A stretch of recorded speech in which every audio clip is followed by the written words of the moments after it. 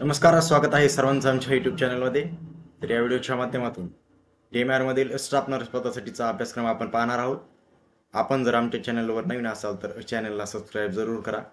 तर DMR मधील मागील जी भरती पार पडली होती त्यासाठी DMR ने त्यांच्या वेबसाईटवर त्यांचा अभ्यासक्रम हा जाहीर केलेला आहे. त्याचनुसार हा अभ्यासक्रम आपण पाहणार आहोत. TCS या संस्थेमार्फत मागील परीक्षा या DMR तसेच DHSच्या घेण्यात आलेल्या होत्या.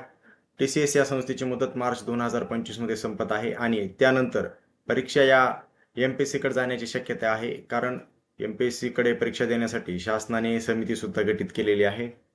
जरी परीक्षा या MPSC ने आयोजित केल्या तरी सिलेबसमध्ये फारसा असा काही बदल होणार नाही, कारण हा जो सिलेबस आहे तो युनिव्हर्सल सिलेबस आहे. सर्व परीक्षेसाठी हाच सिलेबस कॉमन असतो.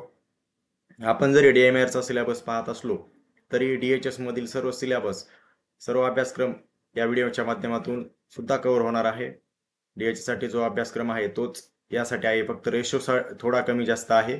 त्यामुळे DMRचा जर आपण परिपूर्ण अभ्यास केला तर DHSचा सुद्धा अभ्यास हा होऊन जाईल.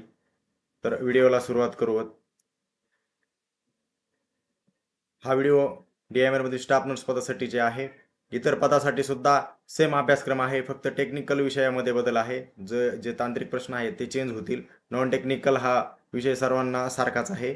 इतर पदासाठी जे व्हिडिओ पाहत असतील त्यांच्या पदासाठी सुद्धा आपण अभ्यासक्रम लवकरच YouTube चॅनलच्या माध्यमातून उपलब्ध करून देऊ.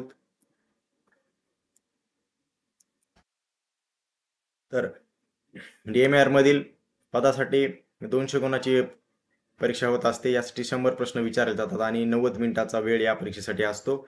यामध्ये नॉन टेक्निकल साठी 60 प्रश्न असतात, जे 120 गुणासाठी असतात, आणि टेक्निकल जे असतात त्यासाठी 40 गुण असतात. टेक्निकलसाठी 40 प्रश्न असतात, 80 गुणासाठी असते. एकूण 100 प्रश्न 200 गुणासाठी असतात. तर येथे लक्षात घेण्यासारखी गोष्ट अशी की हा जो नॉन टेक्निकल विषय आहे तो चॅलेंजिंग आहे, कारण टेक्निकल विषयामध्ये आपण आपला डिग्री किंवा डिप्लोमा केलेला असतो. त्यामुळे जरी याचा अभ्यास नाही केला तरी आपण तांत्रिक विषयावरील प्रश्न सोडवू शकतो आणि अभ्यास करायला घेतल्यानंतर हा विषय लवकर लक्षात येतो. परंतु नॉन टेक्निकल हा मेडिकल स्टुडंटसाठी थोडासा अननोन असतो, नवीन असतो. त्यामुळे या विषयावर जास्त फोकस करणं गरजेचं आहे आणि ज्यांना या विषयावर प्रभुत्व असेल त्यांना यश हे 100% मिळणार आहे. मागील भरतीमध्ये बरेच विद्यार्थी हे थोड्या थोड्या मार्काने गेले. त्यांच्या लक्षात आलं असेल की नॉन टेक्निकलचा भाग हा आपल्याला काहीच आलेला नाही किंवा थोडाफार आला होता. टेक्निकल विषयाची त्यांची परिपूर्ण तयारी होती, 100% त्यांनी प्रश्न सोडवले, परंतु नॉन टेक्निकल प्रश्नामध्ये ते मागे राहिले आणि थोड्या थोड्या मार्काने ते निवड यादीतून मागे गेले. तर हा नॉन टेक्निकलचा भाग दुर्लक्षित करून चालणार नाही. सर्वांनी याकडे जास्त फोकस करा. टेक्निकल विषयाकडे तर करायचंच आहे, परंतु याकडे सुद्धा करायचं आहे. तर मूळ अभ्यासक्रमाकडे आपण वळू. तर सुरुवातीला आपण टेक्निकल विषयाकडे जाऊ. तर यामध्ये टेक्निकल विषय हा 40 प्रश्न 80 मार्कसाठी आहे. यामध्ये ॲनाटॉमी अँड फिजिओलॉजी, त्यानंतर microbiology, sociology, fundamental of nursing, first aid and personal hygiene, त्यानंतर medical surgical nursing, communicable diseases, ear nose and throat, oncology, oblique skin, त्यानंतर पुढे mental health and psychiatric nursing, त्यानंतर पुढे community health nursing, computer education, midwifery and gynaecology nursing, community health nursing 2 आणि paediatric nursing असा तर अशा प्रकारचा हा टेक्निकल सब्जेक्ट आहे, ज्याला आपण तांत्रिक अभ्यासक्रम म्हणू. यासाठीचे जे आवश्यक पुस्तक आहे टेक्निकल आणि नॉन टेक्निकल याची आधी सुद्धा आपण शेवटी पाहणार आहोत व्हिडिओच्या. आणि मागील जी भरती झाली होती DMR आणि DHS याच्या सर्व प्रश्नपत्रिका व्हिडिओच्या डिस्क्रिप्शनमध्ये देण्यात आलेल्या आहेत. त्यातून आपण डाउनलोड करून त्याचा अभ्यासक्रम पाहू शकता की कशा प्रकारे प्रश्न विचारले गेले होते आणि त्यानुसार आपण तयारी करू शकता. तसेच आमच्या व्हॉट्सअप ग्रुपची लिंक सुद्धा तिथे डिस्क्रिप्शनमध्ये दिलेली आहे, तिथून आमचा ग्रुप जॉईन करू शकता. पुढील अपडेट सर्व ग्रुपच्या माध्यमातून आपणास उपलब्ध होतील. तर तांत्रिक विषय अभ्यासक्रम आपण आता पाहिला. हा यावर 80 गुण असतील, ज्यासाठी 40 प्रश्न विचारले जातील. त्यानंतर नॉन टेक्निकल विषयाकडे वळू आपण. नॉन टेक्निकलचा जो भाग आहे हा 4 विभागामध्ये विभागला आहे, ज्यासाठी 120 गुण असतील आणि यावर 60 प्रश्न विचारले जातील. 15-15 प्रश्न प्रत्येक विषयावर असतील. यामध्ये इंग्रजी आणि व्याकरण, यामध्ये ग्रामर, त्यानंतर स्पेलिंग मिस्टेक, समानार्थी शब्द, विरुद्धार्थी शब्द, काळ. त्यानंतर पुढे vocabulary, use of idioms and pairs and their meaning expressions. त्यानंतर पुढे fill in the blanks in the sentence, simple sentence structures. या प्रकारे हे इंग्रजी व्याकरण असेल. याचे सुद्धा बुक्स व्हिडिओच्या शेवटी दिलेलं आहे आणि याची झालेल्या मागील प्रश्नपत्रिका सुद्धा डिस्क्रिप्शनमध्ये आहेत. तेथून आपण डाउनलोड करून कशा प्रकारे प्रश्न विचारले गेले होते हे पाहून त्यानुसार अभ्यास करू शकता. त्यानंतर पुढे मराठी ग्रामर. यामध्ये मराठी व्याकरण, वाक्यरचना, शब्दार्थ, प्रयोग, समानार्थी शब्द, विरुद्धार्थी शब्द, भाषा सौंदर्य, उपमा, अलंकार, म्हणी व वाक्यप्रचार यांचा अर्थ आणि वाक्यात उपयोग, सर्वसामान्य शब्दसंग्रह इत्यादी. त्यानंतर पुढे प्रसिद्ध पुस्तके आणि लेखक आणि योग्य जोड्या जुळवा. अशा प्रकारचा हा मराठी विषय आहे.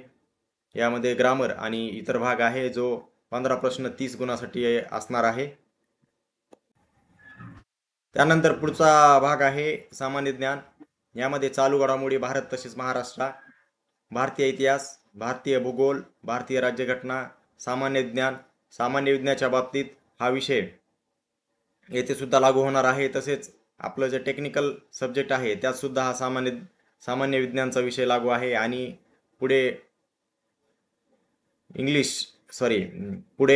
गणित तसेच बुद्धिमत्ता यामध्ये सुद्धा हा भाग आहे. त्यामुळे जनरल सायन्स म्हणजे सामान्य विज्ञान हा विषय सर्वांनी परिपूर्ण करा. त्यानंतर पुढे sport and culture, right to information act 2005 म्हणजे माहिती अधिकार अधिनियम 2005 या विषयावर सुद्धा 1 ते 2 प्रश्न असतात. त्यानंतर पुढे महाराष्ट्र पब्लिक सर्व्हिस ॲक्ट 2015 आणि information and technology related basic knowledge म्हणजे महाराष्ट्र लोकसेवा हक्क अधिनियम 2015 आणि माहिती तंत्रज्ञान विषयक महत्त्वाचे प्रश्न हे सुद्धा ह्यामध्ये विचारले जातात. या दोन्ही विषयावर 4 ते 5 प्रश्न विचारले जातात आणि खूप छोटे छोटे बुक आहेत. 2 ते 3 दिवसात परिपूर्ण तयारी याची होऊ शकते. कोणत्याही घटकाकडे दुर्लक्षित करून चालणार नाही. एक गोष्ट इथे लक्षात घ्या की टेक्निकलपेक्षा नॉन टेक्निकल विषयाचा जास्त अभ्यास करायचा आहे, कारण तो विषय हा नवीन असल्याने त्याला जास्त वेळ देणं गरजेचं आहे. त्यानंतर पुढे मॅथ अँड रिझनिंग. यामध्ये logical ability, aptitude test, basic arithmetic knowledge म्हणजे सामान्य गणितीय ज्ञान. त्यानंतर mathematics, numeric, algebra, geometry, statistics आणि जनरल सायन्स हे याचा विषय आपण अगोदरही केला होता की जनरल सायन्स हा टेक्निकलमध्ये आहे, सामान्य ज्ञानमध्ये सुद्धा आहे आणि मॅथ अँड रिझनिंगमध्ये सुद्धा आहे. यामध्ये फिजिक्स, केमिस्ट्री, बायोलॉजी आणि एन्व्हायरमेंटल सायन्स यासाठी आपले जे 5 to 10 अकॅडमी बुक आहेत हे सुद्धा आपण रेफर करू शकता. तर अशा प्रकारचा हा टेक्निकल आणि नॉन टेक्निकलचा सब्जेक्ट आहे. या संदर्भातले आपण बुक्स आता पाहणार आहोत. यामध्ये मराठी व्याकरणासाठी बाळासाहेब शिंदे किंवा मोरा वाळंबे यापैकी आपण एक बुक रेफर करू शकता. त्यानंतर इंग्लिश ग्रामरसाठी बाळासाहेब शिंदे किंवा सचिन जाधवर यापैकी एक रेफर करू शकता. त्यानंतर पुढे सामान्य ज्ञान बेसिकसाठी सूरज शेख आणि ज्यांना डीपमध्ये स्टडी करायचा आहे यांनी तात्याचा ठोकळा जो MPSCसाठीचं बुक आहे हे रेफर करू शकता. त्यानंतर गणित नितीन महाले, बुद्धिमत्ता सतीश वशे या 2 लेखकांचे बुक आहे ते सुद्धा रेफर करू शकता. त्यानंतर जनरल सायन्स सचिन बस्के सरांचं बुक आहे.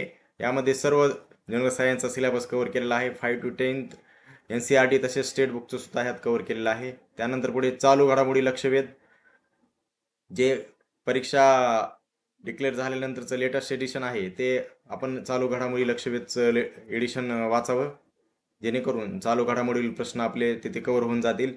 त्यानंतर टेक्निकल जे नर्सिंग सिलेबस आहे त्यासाठी PR यादव किंवा टार्गेट हाय यापैकी एक बुक रेफर करायचं आहे. आणि या 2 सब्जेक्ट नव्हते जे माहिती अधिकार अधिनियम 2005 आणि लोकसेवा हक्क अधिनियम 2015 यासाठी आपण गुगलवरून त्याचे अधिनियम डाउनलोड करू शकतात.